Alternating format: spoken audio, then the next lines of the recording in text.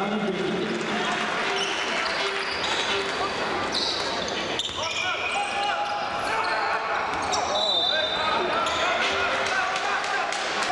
remplace un autre équipé et Julien Corté.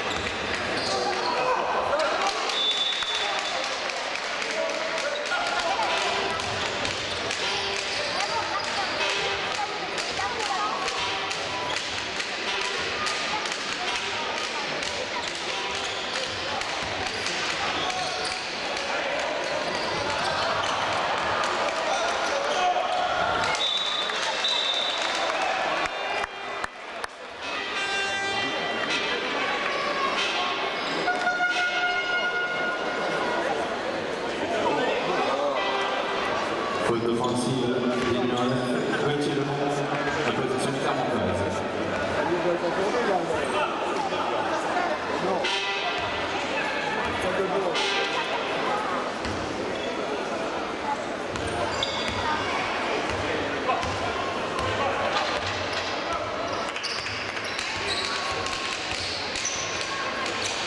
Les deux points de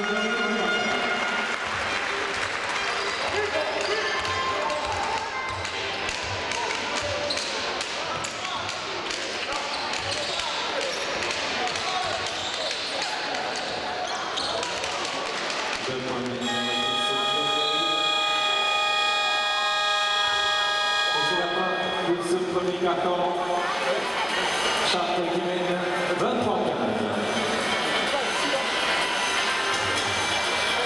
Je vous rappelle les autres rencontres de cette 5e journée nationale du Cognac contre Angers, ça peut être Jean-Paul Willerstein, Brest.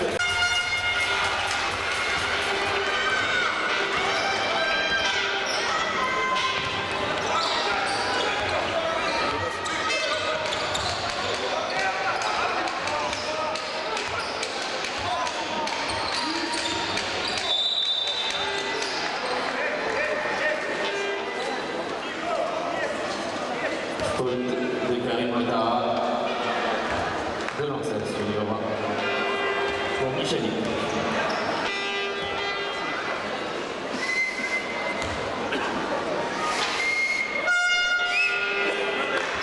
Non, c'est réussi.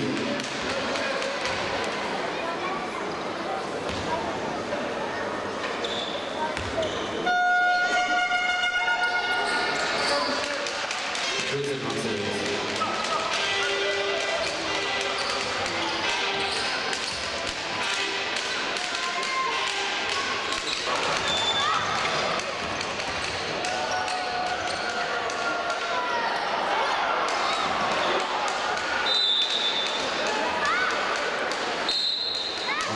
La position de 50 Chartres est en mort, demandé par le stade Clermontois.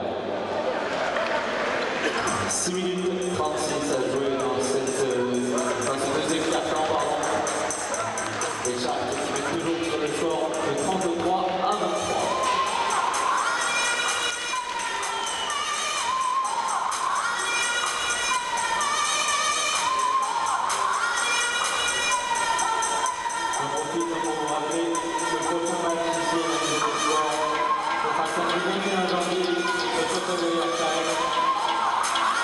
toujours à la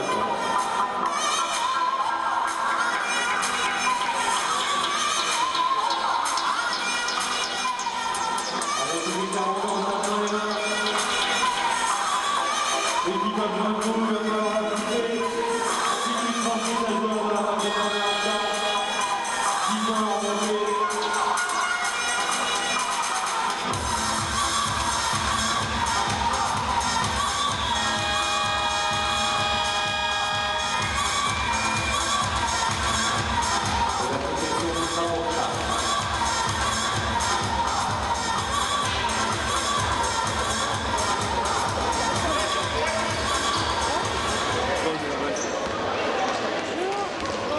T'es là, toi? Je suis là, ouais. T'as pas froid?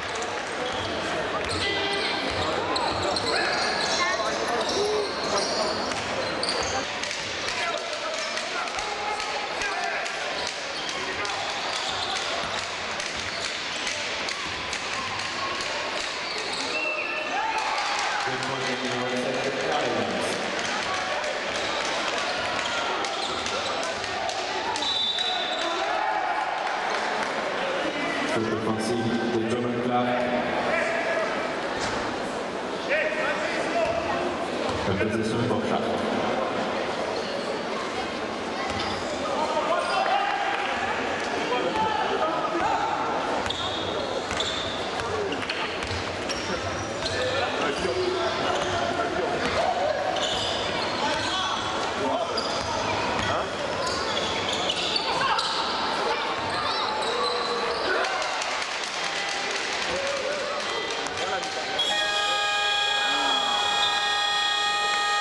C'est la fin de cette première période. 43-31 pour l'équipe de Chartres.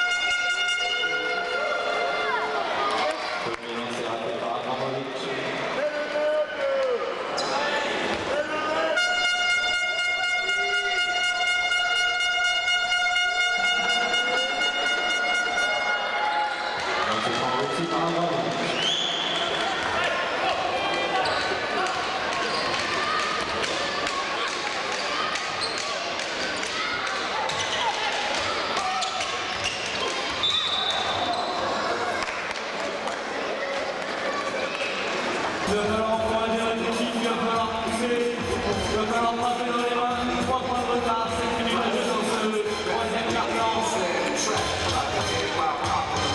Ils ont besoin de nous pour faire la différence.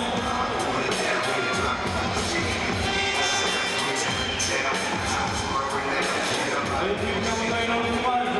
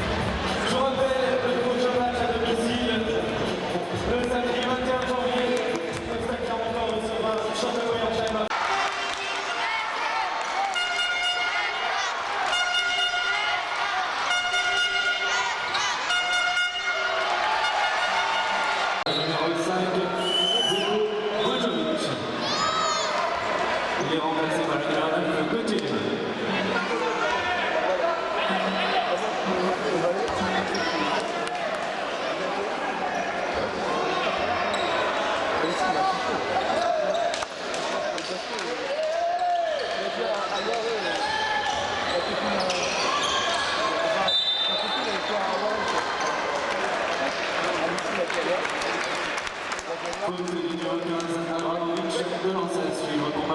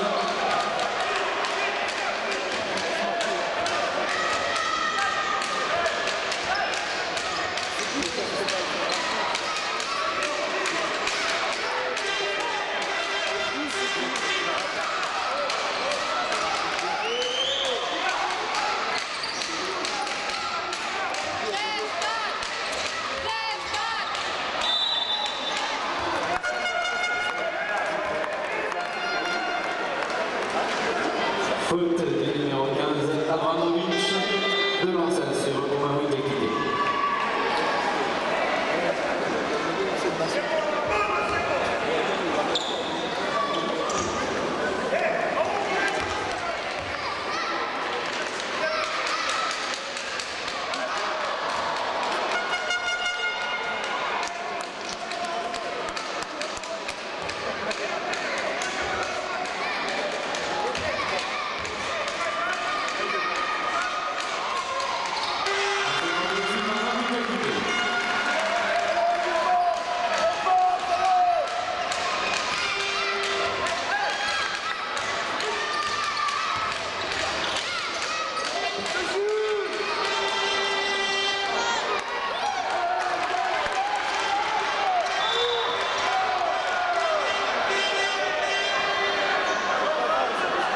Faute du numéro 12, Jan Basic.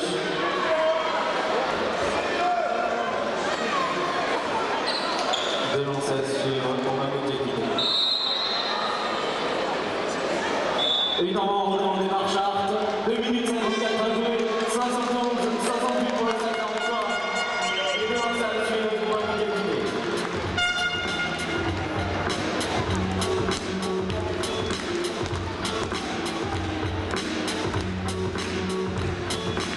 Allez, le public en montant, on tape dans les parallèles.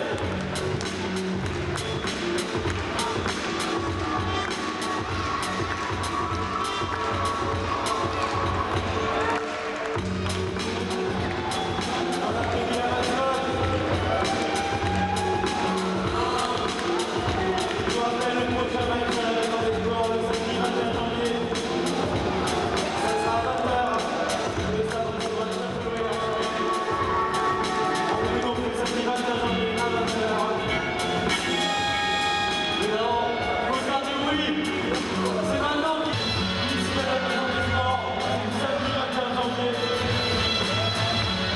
Samedi 21 janvier, 20h, ici à la Maison des Sports pour la réception de chef de l'OM. Allez, les militaires, encore et tout va leur donner. 6-3 et volé, la possession est avantage. Le stade qui met de 4 points, 80 à 76.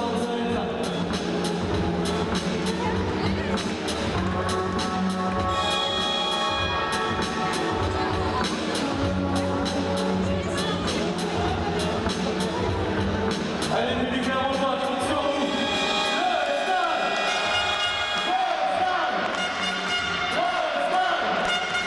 Allez!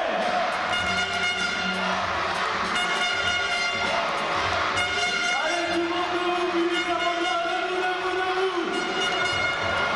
Allez, tout le monde debout, ouais! Le stade!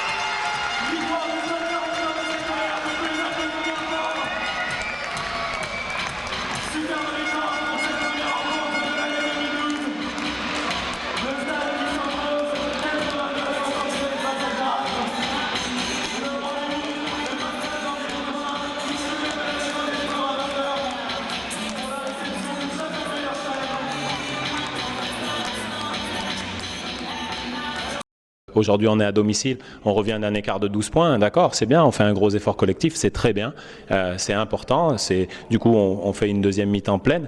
Maintenant, pour gagner à l'extérieur, il faut commencer les yeux dans les yeux et c'est plutôt de ce problème-là qu'il va falloir discuter. Et après, les joueurs, ils s'en feront une confiance personnelle de cette victoire, quoi.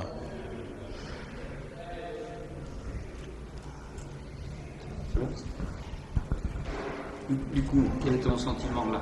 Est-ce qu'il est un peu mitigé ou au contraire tu dis ça y est, c'est exactement ce qu'il fallait faire en termes de résultats en tout cas? En termes de résultats, c'est sûr, il fallait le prendre. Ce soir, ils reçoivent Liévin, je ne connais pas encore le résultat, mais il se pourrait qu'il y ait une équipe qui soit à 2 victoires de nous. si Liévin a perdu à Rueil. Et donc sur le plan comptable, ça peut être une victoire qui permet de regarder un peu plus haut. Maintenant, si tous ceux au-dessus ils ont gagné, ça nous permettra de ne pas être décrochés. Et c'est chaque semaine. Donc c'est pas, on va pas capitaliser sur ce qu'on fait. Maintenant, chaque semaine, c'est un peu finale de coupe, quoi. Parce que c'est dans ces ambitions-là qu'il faut être. Ce qu'on veut, nous, c'est faire la deuxième meilleure partie de saison possible. Mais ça commence maintenant, c'est pas attendre les 10 derniers, c'est le faire dès maintenant. Et comme ça, peut-être qu'on pourra regarder les équipes qui sont devant nous et pas tout le temps à regarder avec qui on est un peu perdu dans la fin de classement. J'aimerais savoir, qu'est-ce que tu dis pendant la mi-temps? Est-ce qu'il y a un message particulier? Est-ce que tu as été un peu rentre-dedans? Ou au contraire, il y a eu une prise de conscience du groupe?